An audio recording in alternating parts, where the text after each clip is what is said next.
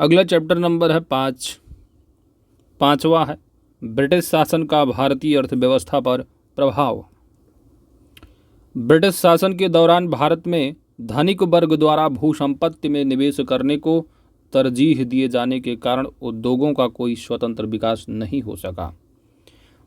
वर्ष 1793 में Lord Cornwallis ने भूराजस्व की अस्थायी बंदोबस्त प्रणाली को प्रारंभ किया।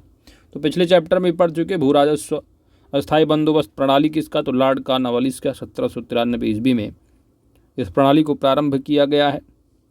इसे इस्तेमारी, जागीरदारी, मालगुजारी एवं बीसवेदारी आदि भिन्न भिन्न नामों से भी जाना जाता है। इसको अस्थायी बंदोबस्त प्रणाली को किस नाम से, इस्तेमारी है, जागीरदारी है, मालगुजारी, बीसवेदारी, भिन्न भिन्न नामों से जाना जाता है। यह व्यवस्था बंगाल, बिहार, उड़ीसा तथा उत्तर प्रदेश के वाराणसी तक के क्षेत्र में लागू थी। इसके अंतर्गत समूचे ब्रिटिश भारत के क्षेत्रफल का लगभग 19% हिस्सा शामिल था। इस व्यवस्था के अंतर्गत जमींदारों के एक नए वर्ग को भूस्वामी घोषित कर दिया गया, जिसे भूमि के लगान का 10/11 भाग कंपनी को देना था तथा 1/11 भाग अपनी सेवाओं के लिए अपने पास रखना होता था। अस्थायी बंदोबस्त के अंतर्गत जमींदार छोटे पूंजीपति अस्थायी बंदोबस्त के अंतर्गत जमींदार छोटे पूंजीपति थे। अस्थायी भूमि बंदोबस्त या जमींदारी प्रथा के बाद अंग्रेजों द्वारा भारत में भू राजस्व वसूली हेतु लागू की गई दूसरी व्यवस्था रैयतवाड़ी व्यवस्था थी। इस व्यवस्था के जन्मदाता टॉमस मुनरो और अस्थायी बंदोबस्त कौन, लॉर्ड कॉर्नवालिस। रैयतवाड़ी व्यवस्था के जन्मदाता टॉमस मुनरो और कैप्टन रीड थे।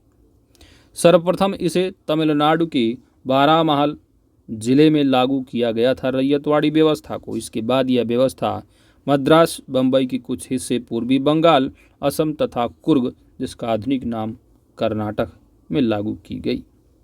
इस प्रथा के अंतर्गत रैयतों को भूमि के मालिकाना और कब्जादारी अधिकार दिए गए तथा प्रत्यक्ष रूप से या सीधे तथा व्यक्तिगत रूप से वह स्वयं सरकार को भू राजस्व का भुगतान करने के लिए उत्तरदायी थे। इस व्यवस्था ने कृषक भूस्वामित्व की स्थापना की। इसके अंतर्गत कुल ब्रिटिश भारत के भूक्षेत्र का 51% हिस्सा शामिल था। इस व्यवस्था के अंतर्गत लगान की वसूली कठोरता से की जाती थी और लगान की दर भी काफ़ी ऊंची थी। इसके बाद है रैयतवाड़ी के बाद महालवाड़ी पद्धति है। महालवाड़ी पद्धति में भूराजस्व व्यवस्था कृषक के साथ नहीं बल्कि प्रत्येक ग्राम अथवा महाल यानी जागीर का एक भाग होता है, महाल के साथ ही स्थापित की जाती थी। महालवाड़ी महाल के साथ। इसके अंतर्गत यदि कोई व्यक्ति अपनी भूमि छोड़ देता था तो ग्राम समाज इस भूमि को संभाल लेता था। यह ग्राम समाज ही सम्मिलित भूमि तथा अन्य भूमि का स्वामी होता था। यह पद्धति उत्तर प्रदेश, मध्य प्रांत तथा पंजाब में लागू की गई, जिसके अंतर्गत कुल ब्रिटिश भारत की भू क्षेत्र का 30% हिस्सा शामिल था, जबकि रैयतवाड़ी में 51%, महालवाड़ी में भारत की भू क्षेत्र का 30%। औपनिवेशिक शासनकाल में भारत सरकार के गृह शुल्कों से तात्पर्य इंग्लैंड स्थित राज्य सचिव द्वारा भारत सरकार की ओर से किया गया व्यय था। इसमें शामिल थे भारतीय सार्वजनिक ऋण एवं रेलों पर लगाई गई पूंजी पर दिया गया ब्याज, भारत को दी गई सैनिक और अन्य सामग्री की लागत, भारत के कारण इंग्लैंड में दिए जाने वाले नागरिक और सैनिक शुल्क, इंग्लैंड में राज्य सचिव का सारा व्यय तथा भारत सरकार द्वारा यूरोपीय अफसरों को दिए जाने वाले भत्ते और पेंशन। भारत के बाहर हुए युद्धों को लड़ने में अंग्रेजों द्वारा प्रयोग में लाई जाने वाली निधि गृह शुल्कों पर भारित नहीं थी। ब्रिटिश काल में इंपीरियल प्रेफरेंस शब्दावली का प्रयोग भारत में ब्रिटिश आयातों पर दी गई विशेष रियायतों के लिए किया जाता था।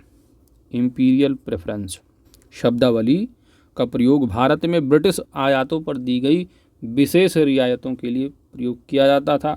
इसके तहत भारत में ब्रिटिश आयातों पर नाम मात्र का शुल्क लगता था, जबकि भारत के निर्यातों पर ब्रिटेन में भारी शुल्क लगाया जाता था। धन के बहिर्गमन या अपवाह की राष्ट्रवादी परिभाषा का तात्पर्य भारत से धन संपत्ति एवं माल का इंग्लैंड में हस्तांतरण था। बहिर्गमन भारत से धन संपत्ति और माल का इंग्लैंड में हस्तांतरण, जिसके बदले में भारत को इसके समतुल्य कोई भी आर्थिक, वाणिज्यिक या भौतिक प्रतिलाभ नहीं होता था। दादा भाई नौरोजी ने धन के बहिर्गमन सिद्धांत के सबसे पहले और सर्वाधिक प्रखर प्रतिपादक थे। तो पूछा जाता है धन के बहिर्गमन सिद्धांत के प्रतिपादक तो दादा भाई नौरोजी। उन्होंने अपने लेखों एवं पुस्तकों जैसे कि पुस्तक कौन, इंग्लैंड डेब्ट to India, poverty and British rule in India, the wants and means of India तथा on the commerce of India के माध्यम से अपने अपवाह सिद्धांत, बहिर्गमन सिद्धांत का प्रतिपादन किया था। रमेश चंद्र दत्त ने भी जो है धन के बहिर्गमन सिद्धांत पर बल दिया था। उन्होंने अपने लेख इकोनॉमिक हिस्ट्री ऑफ इंडिया, तो इकोनॉमिक हिस्ट्री ऑफ इंडिया किसकी है? रमेश चंद्र दत्त की। यह मत इनमें जो है इसमें इस पुस्तक में यह मत प्रकट किया था कि सकल राजस्व का आधा भाग प्रतिवर्ष भारत से बाहर चला जाता है। भारतीय राष्ट्रीय कांग्रेस ने 1896 ईस्वी में अपने कलकत्ता अधिवेशन में आधिकारिक तौर पर बहिर्गमन के सिद्धांत को स्वीकार किया और उस समय कांग्रेस ने घोषणा की कि देश में पड़ने वाले अकालों और लोगों की निर्धनता का कारण वर्षों से लगातार चला आ रहा धन का बहिर्गमन है। सर सैयद अहमद खां ब्रिटिश शासन के प्रति वफादार थे और मुस्लिम समाज का विकास हुए भारत में आंग्ल सत्ता के बने रहने में ही संभव मानते थे। अतः वे दादा भाई नौरोजी के उच्चारण सिद्धांत में विश्वास नहीं करते थे। ब्रिटिश शासन के समय अर्थव्यवस्था को खोखला करने के सिद्धांत पर दादा भाई नौरोजी ने पुस्तक लिखी है। दादा भाई ने अंग्रेजी राज्य की शोषक नीतियों का अनावरण किया और कहा कि यह राज्य भारत को दिन प्रतिदिन लूटने में लगा है, जिसके कारण भारत निर्धन देश बनता जा रहा है। इसके परिप्रेक्ष्य में ही उन्होंने अपनी ड्रेन थ्योरी दी। दादा भाई नौरोजी ने 1865 ईस्वी में WC बनर्जी के साथ मिलकर लंदन इंडिया सोसाइटी का गठन किया था। तो लंदन इंडिया सोसाइटी का गठन किसने किया? दादा भाई नौरोजी ने 1825 से 17 के बीच, तो ये इनका टाइम रहा है। तो लंदन इंडिया सोसाइटी का गठन 1865 ईस्वी में WC बनर्जी के साथ मिलकर दादा भाई नौरोजी ने गठन किया था, जिसका कार्य भारत के दुख दर्दों का प्रचार करना था। लंदन इंडिया सोसाइटी का 1892 ईस्वी में लिबरल पार्टी के टिकट पर ब्रिटिश हाउस ऑफ कॉमन्स के लिए चुने जाने वाले वह पहले भारतीय थे। कौन? दादा भाई नौरोजी। तो 1892 ईस्वी में लिबरल पार्टी के टिकट पर ब्रिटिश हाउस ऑफ कॉमन्स के लिए चुने जाने वाले पहले भारतीय कौन थे? दादा भाई नौरोजी। तो रिवीजन नोट होता है कंप्लीट। बढ़ते हैं प्रश्न कोश की ओर। प्रश्न आपके सामने है कि भारत में उपनिवेशी शासनकाल में होम चार्जेज भारत से संपत्ति दोहन का महत्वपूर्ण अंग थे। निम्नलिखित में से कौन सी निधियां होम चार्जेज की संगठक थीं? कौन कौन सी थी संगठक होम चार्जेज? तो होम चार्जेज की जो संगठक थी कौन कौन थी? पहला दिया है कि लंदन में इंडिया ऑफिस के भरण पोषण के लिए प्रयोग में लाए जाने वाली निधि। बात बिल्कुल सही है। भारत में कार्यरत जो अंग्रेजी कर्मचारी और इनके वेतन तथा पेंशन देने हेतु प्रयोग में लाई जाने वाली जो निधि है, सब यहीं से तो जाता था। भारत के बाहर हुए युद्धों को लड़ने में अंग्रेजों द्वारा प्रयोग की जाने वाली जो निधि थी, यह बात नहीं होगी। ऑप्शन यहाँ पर 1 और 2 सही जवाब बन जाएगा। औपनिवेशिक शासनकाल में भारत सरकार के गृह शुल्कों यानी होम चार्ज से तात्पर्य इंग्लैंड स्थित राज्य सचिव द्वारा भारत सरकार की ओर से किया गया व्यय था। इंग्लैंड में स्थित राज्य सचिव द्वारा भारत सरकार की ओर से किया गया व्यय था होम चार्जेज। इसमें शामिल थे भारतीय सार्वजनिक ऋण एवं रेलों पर लगाई गई पूंजी पर दिया गया ब्याज, भारत को दी गई सैनिक और अन्य सामग्री की लागत, भारत के कारण इंग्लैंड में दिए जाने वाले नागरिक और सैनिक शुल्क, इंग्लैंड में राज्य सचिव का सारा व्यय तथा भारत सरकार द्वारा यूरोपीय अफसरों को दिए जाने वाले भत्ते और पेंशन, ये सब होम चार्जेज रहे। होम चार्जेज गृह शुल्क। भारत के बाहर युद्धों को लड़ने में अंग्रेजों द्वारा प्रयोग में लाई जाने वाली जो निधि रही वह गृह शुल्कों पर भारित नहीं थी। आगे बढ़ते हैं।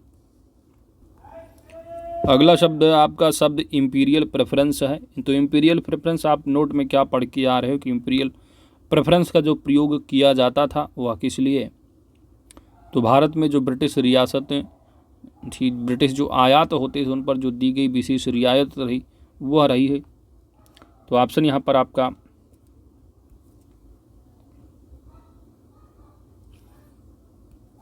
इंपीरियल प्रेफरेंस का प्रयोग जो किया जाता था वो भारत में ब्रिटिश आयातों पर दी गई विशेष रियायत। ऑप्शन यहाँ पर राइट आंसर है। अगला प्रश्न है कि ब्रिटिश शासन के दौरान भारत में उद्योगों का कोई स्वतंत्र विकास नहीं हुआ, इसका कारण था? तो ब्रिटिश शासन के दौरान भारत में उद्योगों का कोई स्वतंत्र विकास नहीं हुआ, इसका कारण था कि धनिक वर्ग द्वारा भू संपत्ति में निवेश करने को तरजीह दिया जाना। ब्रिटिश शासन के दौरान भारत में धनिक वर्ग द्वारा भू संपत्ति में निवेश करने को वरीयता दिए जाने के कारण उद्योगों को कोई स्वतंत्र विकास नहीं हो सका।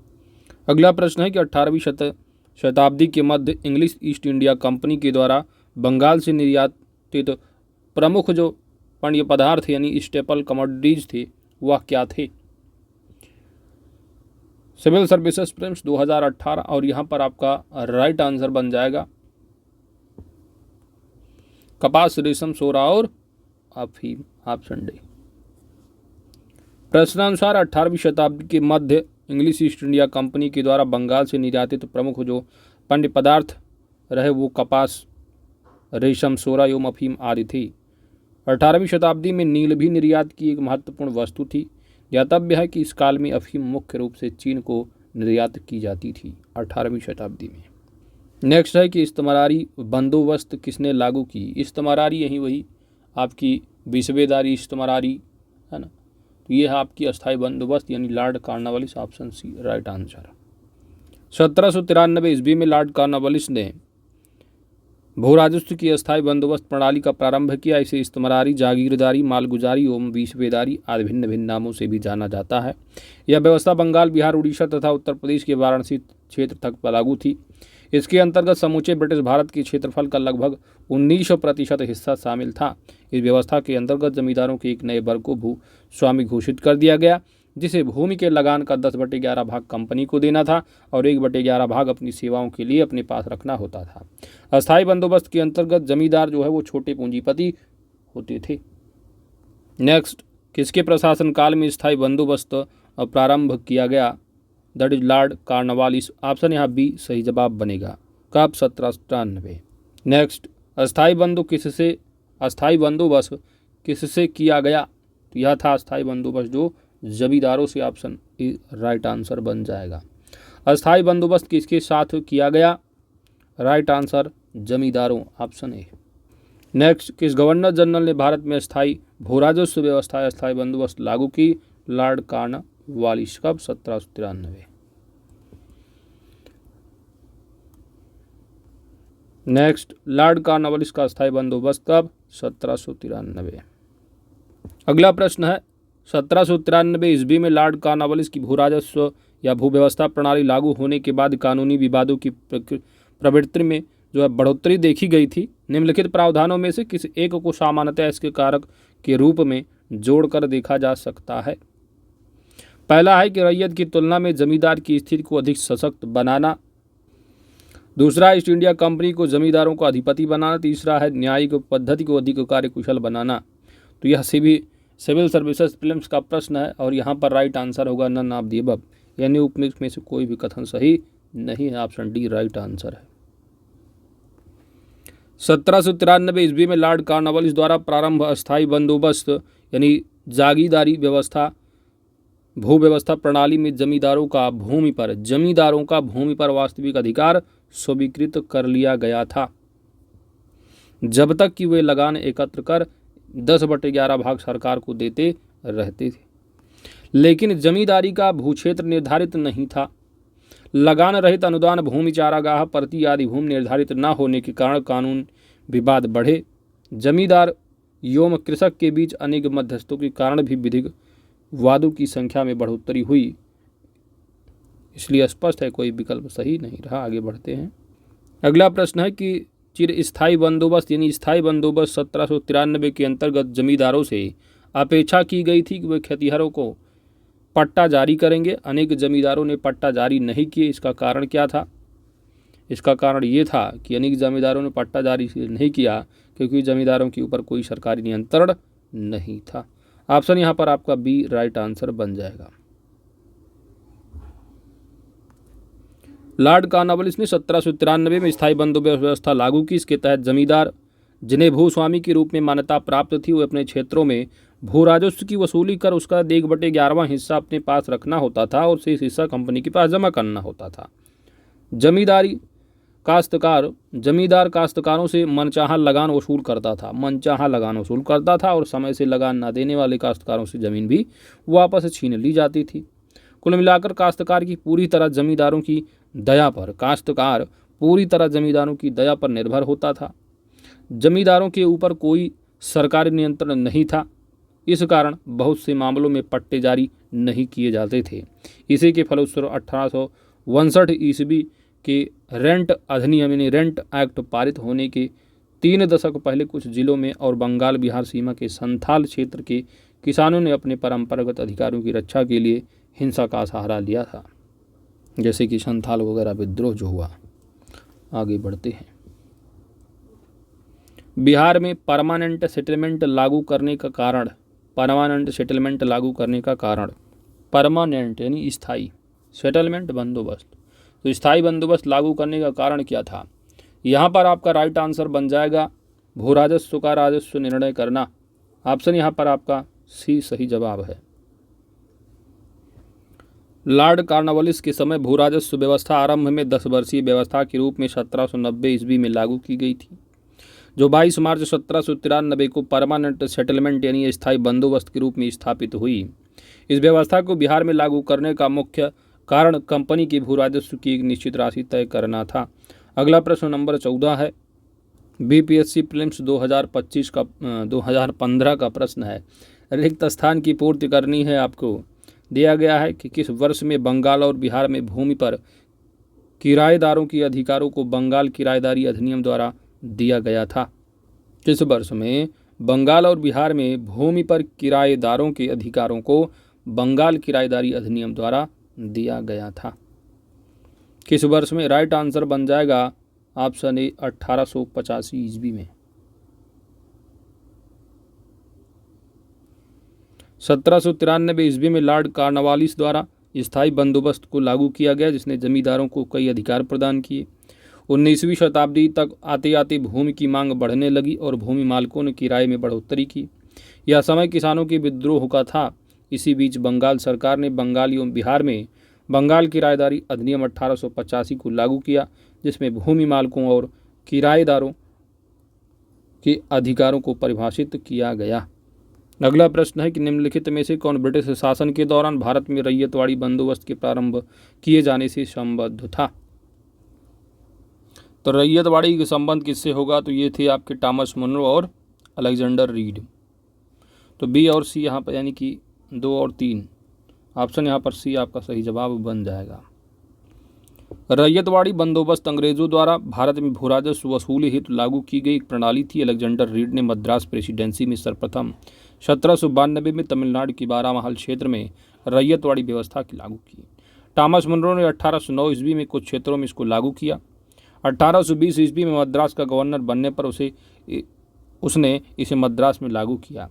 मुनरो के शिष्य एल्फिंस्टन ने इसे बॉम्बे प्रेसिडेंसी में लागू किया। संपूर्ण ब्रिटिश भारत के 51% क्षेत्र में यह जो व्यवस्था है वो लागू की गई थी। इस व्यवस्था के अंतर्गत रैयतों को भूमि का मालिकाना हक दिया गया, जिसके द्वारा ये प्रत्यक्ष रूप से सीधे या व्यक्तिगत रूप से भू राजस्व अदा करने के लिए उत्तरदायी थे। 1836 ईस्वी के बाद विनगेट और गोल्ड स्मिथ द्वारा इस व्यवस्था में सुधार किया गया।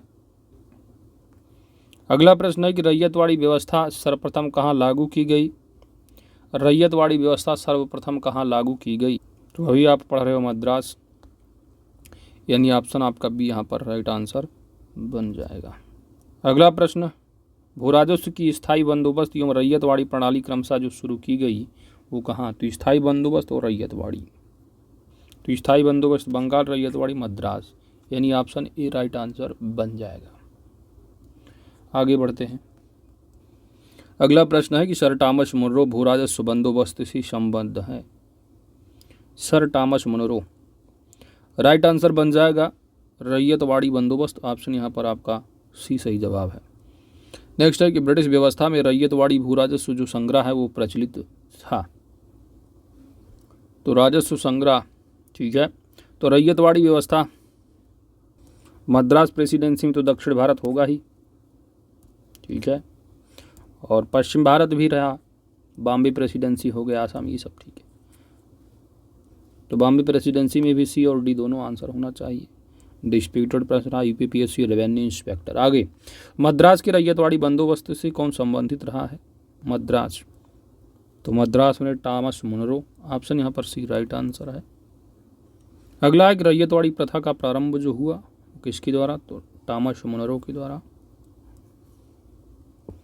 अगला प्रश्न है कि अंग्रेजों ने जो रैयतवाड़ी बंदोबस्त कहाँ पर लागू की? तो रैयतवाड़ी व्यवस्था जो है आपकी मद्रास प्रेसिडेंसी और बॉम्बे प्रेसिडेंसी, ऑप्शन यहाँ पर डी राइट आंसर बन जाएगा। अंग्रेजों ने रैयतवाड़ी व्यवस्था सर्वप्रथम प्रारंभ कहाँ पर की है? तो मद्रास प्रेसिडेंसी से प्रारंभ हुआ है, ऑप्शन यहाँ पर डी राइट आंसर होगा। अगला प्रश्न है कि रैयतवाड़ी बंदोबस्त के संदर्भ में कथनों पर आपको विचार करना है, कौन सा सही है बताना है।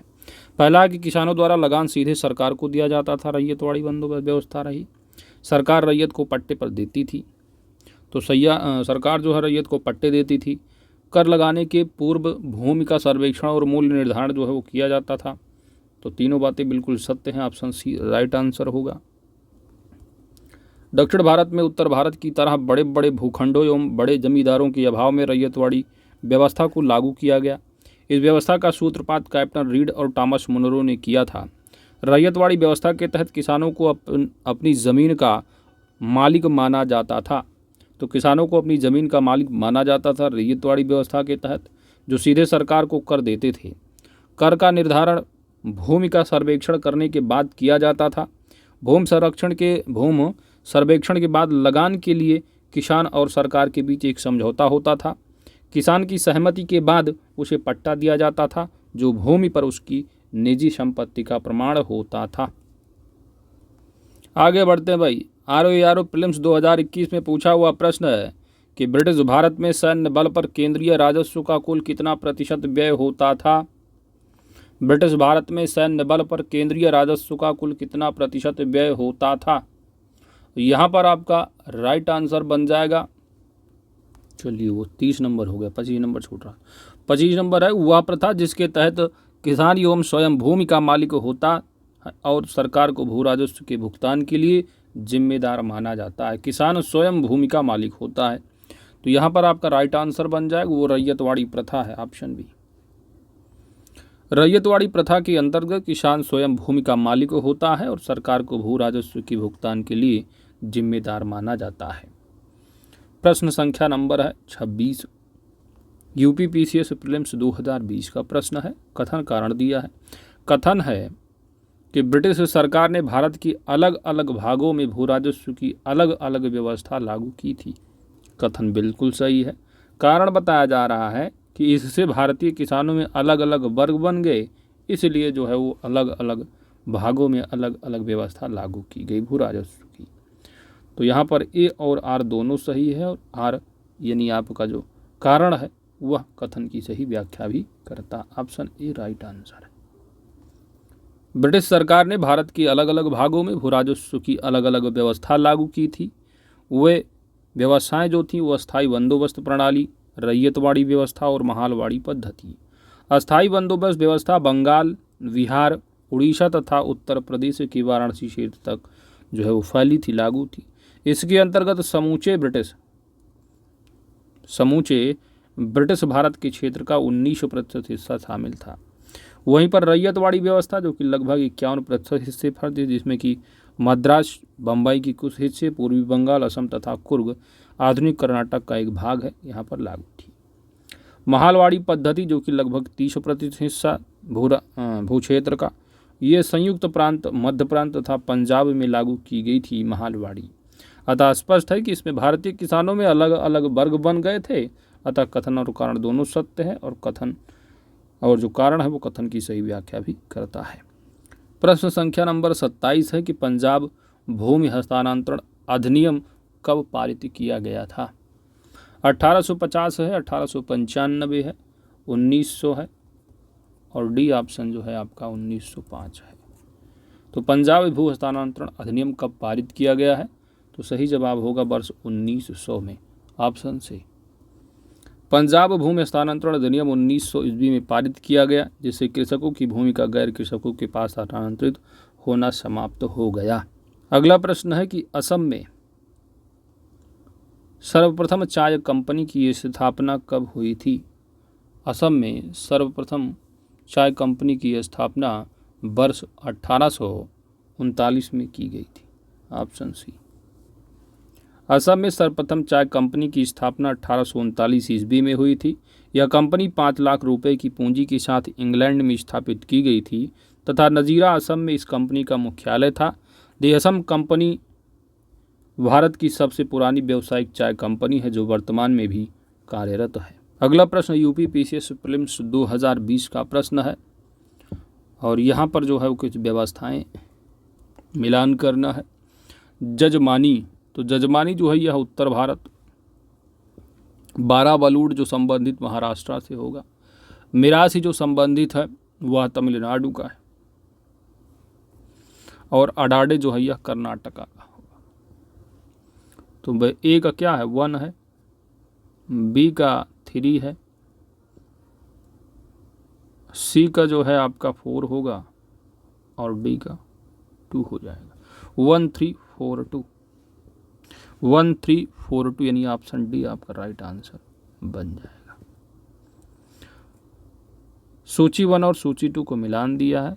ध्यान देना है कि यूपीपीएससी द्वारा जारी उत्तर कुंजी में प्रश्न का जो उत्तर है वह जो है विकल्प बी को दिया गया था, विकल्प बी, जो कि क्या है? गलत है।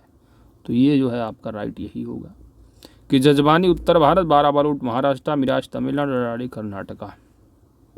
बाकी आपको मालूम है कि संशोधित तो आती ही नहीं।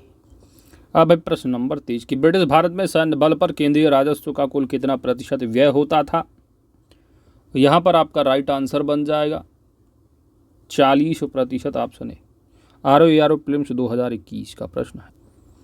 यद्यपि कि इस तरह के प्रश्न का उत्तर विवादित होता है, यद्यपि कई स्रोत ब्रिटिश भारत में औसतन सैन्य बल पर खर्च को केंद्रीय राजस्व का लगभग 40% मानते हैं। आगे बढ़ते हैं।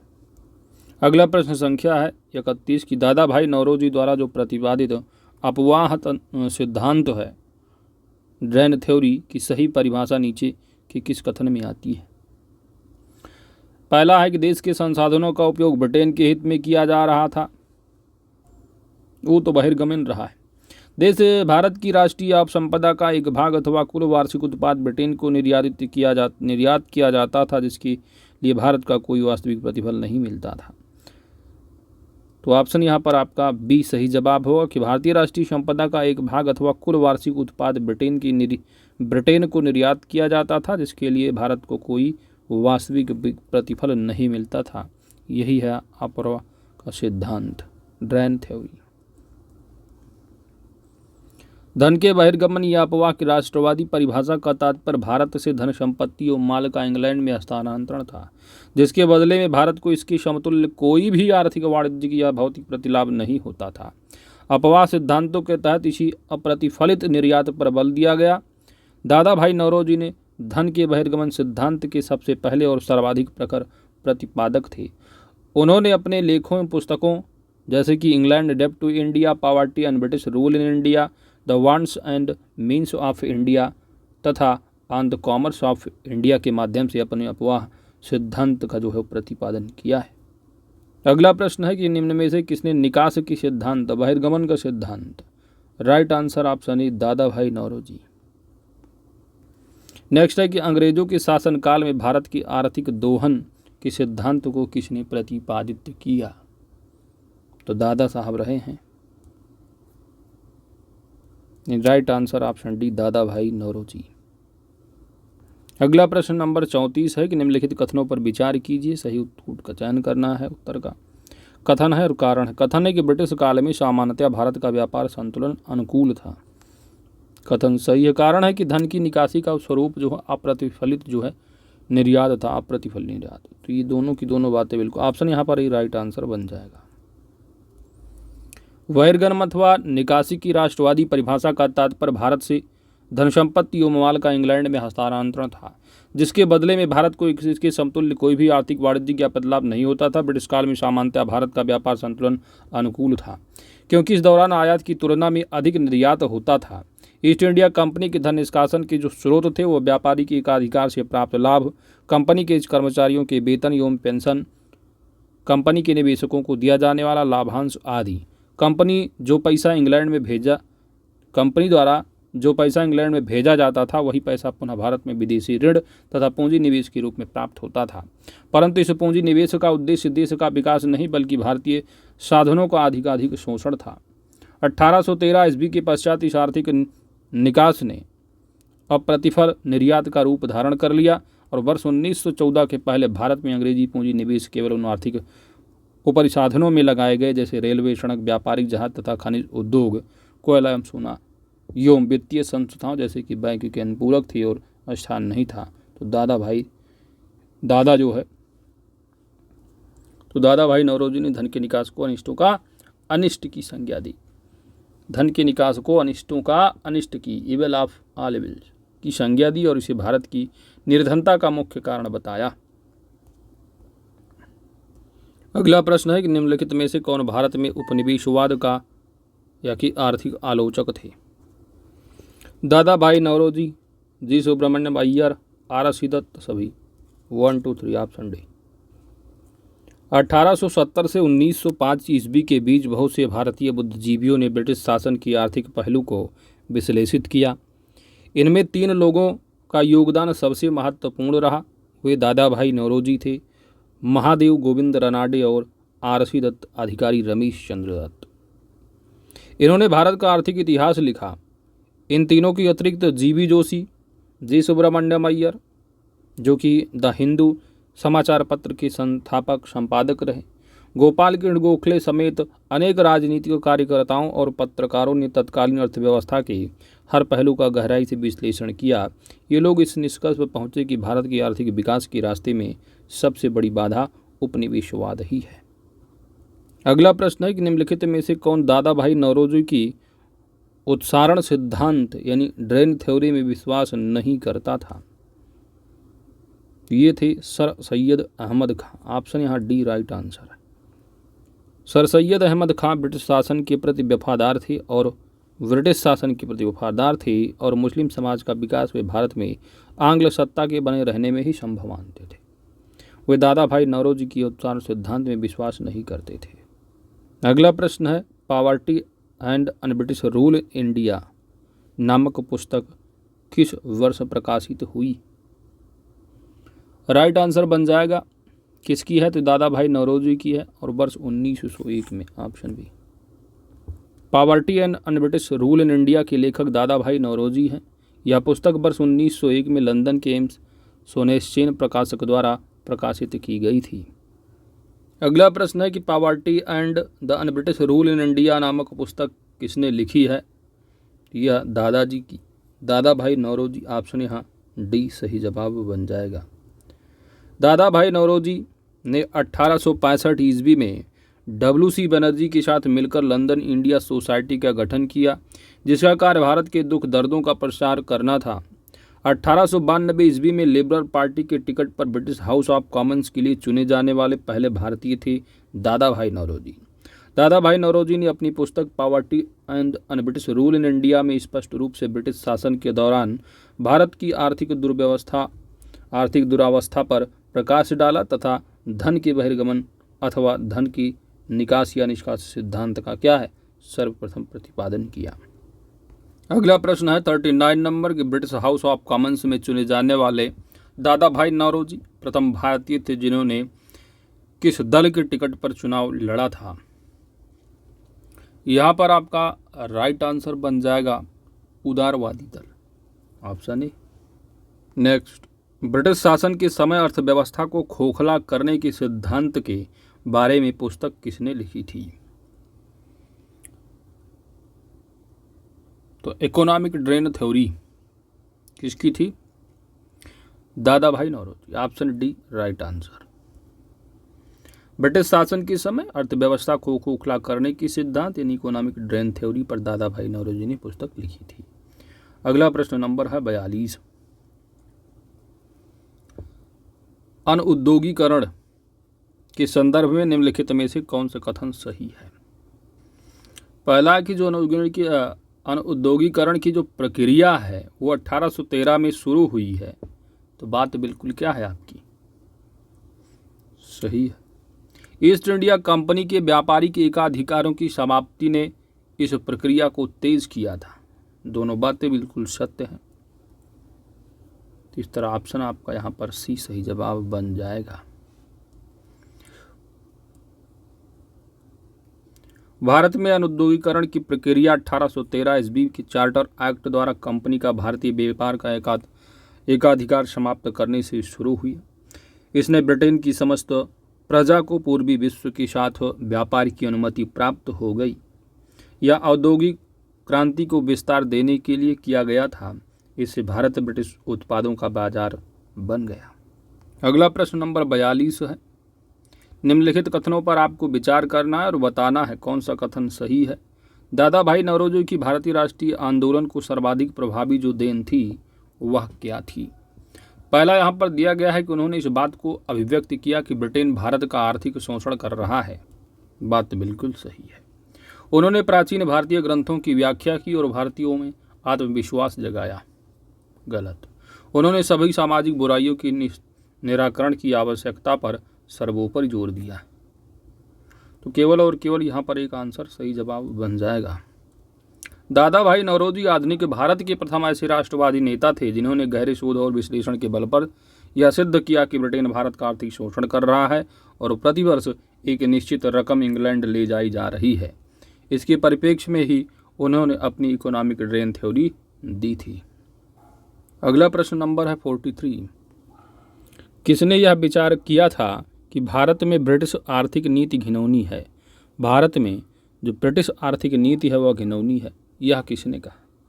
तो यह विचार रहा है कार्ल मार्क्स का। ऑप्शन यहाँ पर सी सही जवाब बन जाएगा। कार्ल मार्क्स ने यह विचार व्यक्त किया था कि ब्रिटिश आर्थिक नीति घिनौनी है। अंग्रेजी हस्तक्षेप से सूत काटने वाला तो लंकाशायर में रहता है। तंतुवाय बंगाल और उसका आर्थिक आधार समाप्त होने के कारण लगभग लुप्त हो गया है। लाखों चरखों और हथकरघों ने असंख्य काटने वाले बुनकरों को जन्म दिया तथा वे समाज के केंद्र बिंदु बने रहे थे। किंतु अब इस देश में विदेशी सूती कपड़े की मानो बाढ़ आ गई है। बढ़ते हैं अगले प्रश्न की ओर।